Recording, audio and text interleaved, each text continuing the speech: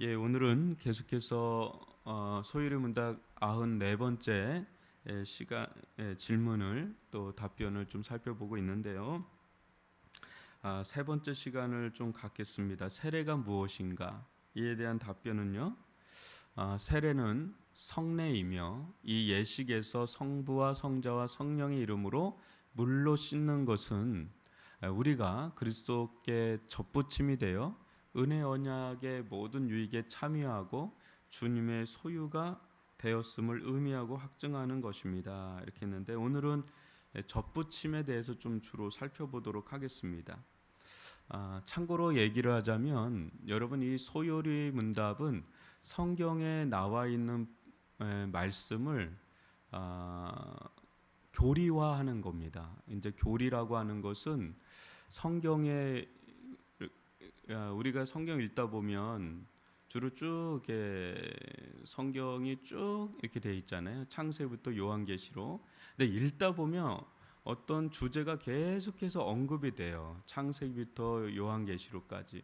그것을 축출해서 일종의 그것을 축출해서 이렇게 만드는 거죠. 교회에 대한 이야기가 뭐 창세기에만 교회에 대한 이야기가 나오는 게 아니잖아요. 그죠? 에베소서에도 나오고 뭐 다양하게 나오는데 또 그렇다고 또 에베소서를 보면 다 교회에 대한 이야기만 나오냐? 또 그런 건 아니잖아요. 그죠? 그래서 우리가 성경이 66권으로 되어 있는데 그 66권의 한 권 한 권을 볼 때 그 한 권의 어떤 주제 하나만 다 다루는 게 아니라 그 한 권에도 이런 주제도 다루고 요런 주제도 다루고 막 그런단 말이에요. 그러다 보니까 우리들 가운데 체계가 안 잡히는 거예요. 근데 여러분 이 세례라는 것도 마찬가지입니다. 세례라는 것이 어떤 특정한 어떤 성경의 어떤 구절에만 나오는 게 아니라 군데군데 이게 파편처럼 박혀 있는 거예요. 그것들을 이렇게 빼내서 조합을 하는 거예요. 이게 세례에 관련된 말씀을 녹여낸 거예요. 그러니까 세례는 이런 것이다라는 게 이제 보여지겠죠. 근데 그런 면에서 소요리 문답은 매우 여러분들에게 유익합니다. 한마디로 뼈대를 형성하는 거예요. 신앙의 뼈대를. 아마 우리가 오랫동안 신앙생활하면서 질문을 받아본 적이 거의 없으실 거예요. 근데 질문을 만약에 받아본다 그러면 우리는 얘기하기를 못합니다. 뭐 교회에 대해서 이야기를 하라 그러면 구원에 대해서 이야기를 하라면 뭔가 알기는 아는데 그거를 체계적으로 이야기를 못해요. 왜냐하면 그런 교육과 훈련이 안 돼 있기 때문에 그렇습니다. 근데 소유리 문답은 바로 그것을 위해서 되어 있는 것이기 때문에 기독교 전통에서는 요리 문답을 매우 중요하게 여겼어요. 근데 어느 순간에 이 우리가 장로교인데 장로교의 가장 큰 장점이 요리 문답인데 거의 저도 장로교에서 쭉 신앙생활했지만 배워본 적이 없어요. 근데 신학교에 가서 조직 신학을 하면서 이제 이런 부분에 대해서 알게 되었지만 일반 교회에서는 이런 걸 하는 적이 별로 없어요. 그래서 여러분들이 이제 그런 것을 본다면 이 소유리 문답을 잘 이해하는 게 여러분들 신앙의 뼈대를 형성하는 데 유익하다. 오늘 그리스도께 접붙임에 대해서 좀 살펴보겠습니다. 이것도 성경에 다 나와 있는 겁니다. 한번 보시면 세례는 그리스도께 접붙임, 그러니까 그리스도께 붙는 거죠. 접붙임. 우리가 정원의 이야기입니다. 그죠? 정원에서 나무의 이야기를 여기 이야기하는 건데요. 그리스도께 접붙임되는 것을 나타낸다. 다른 말로 하면 우리는 그리스도와 연합되어 생명을 받는 것이다. 한번 저를 봐주시면 여러분 그리스도 우리가 그리스도와 연합한다 할 때 우리가 그리스도는 아닙니다. 그리스도는 아니에요.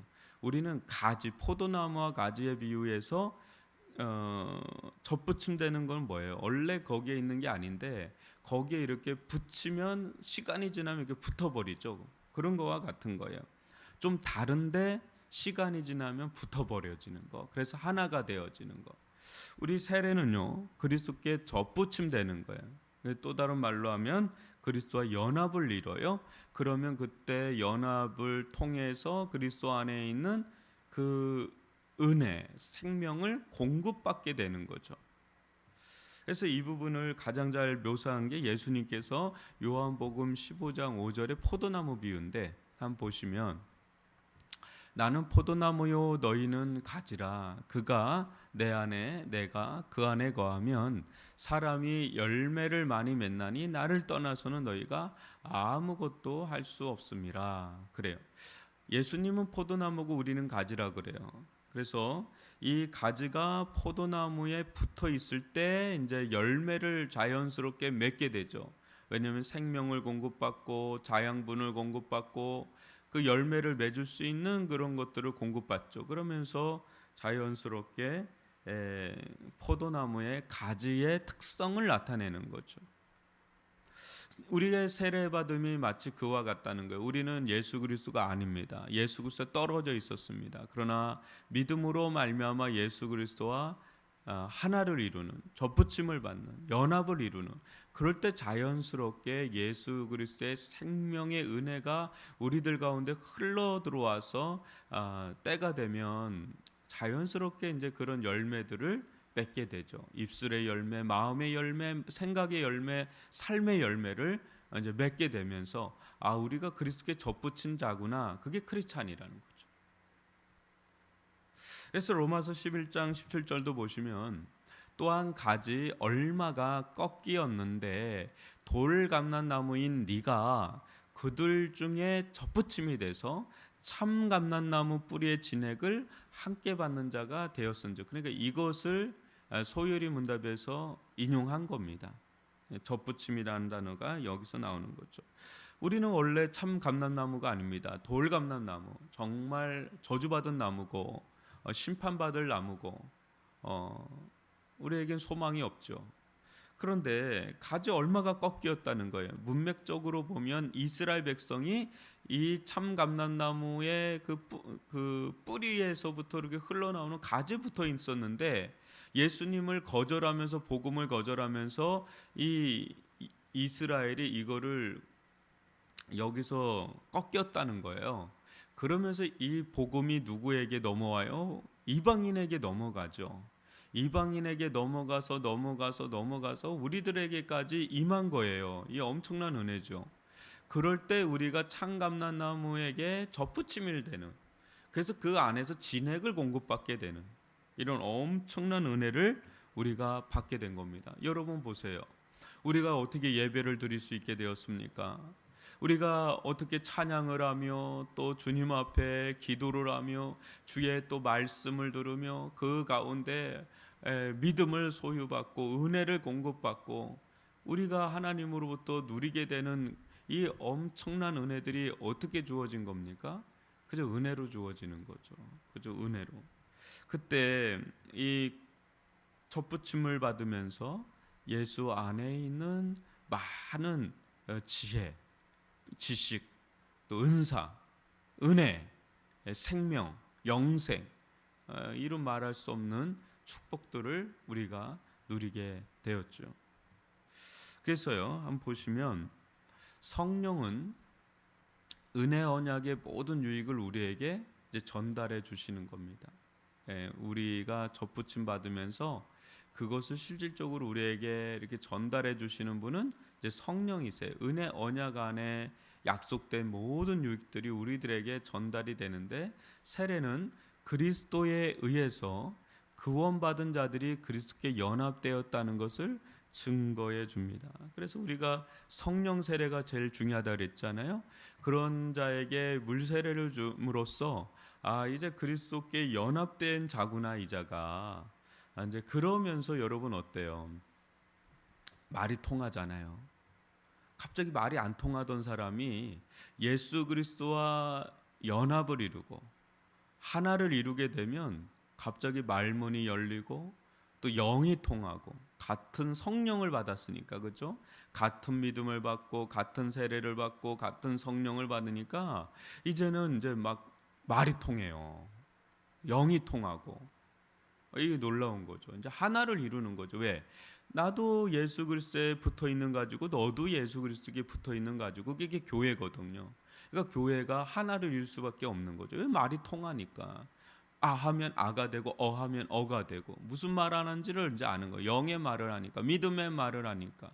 그러니까 이게 너무 행복한 거죠. 그런데 아무리 가까운 가족이라고 해도 거듭나지 않고 예수 그리스도께 접붙임되지 않으면 말이 안 통해요. 물론 우리가 일상의 이야기들은 같이 나누고 공유하지만 이 영적인 세계에 대해서, 그리스도에 대해서, 하나님에 대해서, 인생에 대해서 이야기하면 도통 말이 안 통해요. 말이 안 통해요. 같이 뭔가 하기가 어려워지는, 막 가장 친한 친구라도 마찬가지입니다. 이게 전혀 딴 세계에 살고 있는 거죠. 다른 데 이제 접붙임이 된 거니까. 이게 우리가 그리스도께 접붙였다는, 연합되었다는 이제 증거가 이제 세례를 줌으로써, 저 세례를 받겠습니다. 인격적으로 세례를 받겠습니다. 이제 그런 자들 보면 신앙은 아직 어려도 이게 막 통하죠. 막 그럴 때 그 같이 영혼의 희열이 생기잖아요. 영혼의 기쁨, 같이 교제를 나누면 너무너무 행복하고 너무너무 기쁘고 그런 은혜를 누리죠.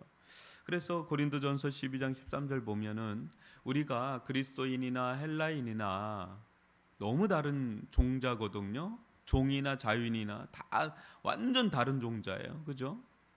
근데 다 한 성령으로 세례를 받아 한 몸이 되었고 다 한 성령을 마시게 하셨느냐, 하나가 되는 거죠.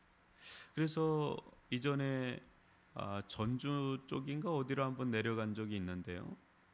거기 보니까 우리나라에 아주 유명한 교회가 있더라고요. 그 노비였는데 그 노비를 목사로 세운 양반 집이에요. 거기 자기가 이제 교회를, 그 장로님이 되셨는데, 그 양반이 장로님이 되셨는데 그분이 이제 교회를 이렇게 지은 거죠. 이제 기역자로 이렇게 지었더라고요. 근데 자기 노비를 선출을 하는데 목사가 된 거, 목사로 그분이 추천이 된 거죠. 너무 신앙이 좋고 인품도 좋고. 그러니까 어떻게 해요? 깍듯하게, 여러분 이거 상상할 수 없는 거거든요. 근데 깍듯하게 우리 목사님, 우리 장로님 서로 이제 존중하면서 하나님의 사람으로 깍듯하게 그 권위를 인정하면서 섬기는, 이거는 상상할 수 없는 거예요. 조선시대 말기에 자기가 부려먹던 노비, 천대받고 그 인간 취급도 안 하던 노비를 존귀하게 여기는, 이게 복음만이 가능한 거거든요. 복음 안에서 하나를 이루니까. 예수 안에서 우리는 한 형제요 자매요. 뭐 세상에 나가면 또 종의 자리에서 또 주인의 자리에서 해야 되겠지만 근본 교회에서 우리는 이제 서로 존중하고 사랑하는, 하나를 이루는 이 아름다운 이 복음의 영향력이라는 것, 이거는 참 놀라운 일이죠. 그래서 세례를 교회에 가입되는 의식이라고 부르는 이유가 그거예요. 이게 진짜 교회거든요. 여러분, 교회 온다고 교회가 아니에요. 교회 온다고 교회가 아니라 성령 세례를 받아서 예수와 접붙임을 된 사람이 교회인 거예요. 그래서 이거를 이제 공개적으로 언약 안에 있다는 걸 보여주는 게 세례고, 교회에 가입됐다는 걸 공개적으로 보여주는 게 세례다. 그리스도와의 연합은 주님의 소유가 되었다는 거거든요. 예수를 주로 모신다는. 그래서 이제 그리스도를 물세례를 받으면서 뭐예요? 내가 예수와 함께 죽고 예수와 함께 이제 살아나는 거죠. 십자가에서 예수와 함께 죽고 예수와 함께 살아나는 거죠. 그래서 이제 그리스도를 위해서 살게 되고 그리스도의 뜻을 행하게 되고 그분의 성도들을 사랑하게 되는, 교회를 사랑하게 되는 그런 사람으로 이제 변화되고 그런 사람으로 살게 되는, 이게 세례의 진정한 의미다. 그래서 이전에 우리 믿음의 선조들은요, 세례를 안 줬어요.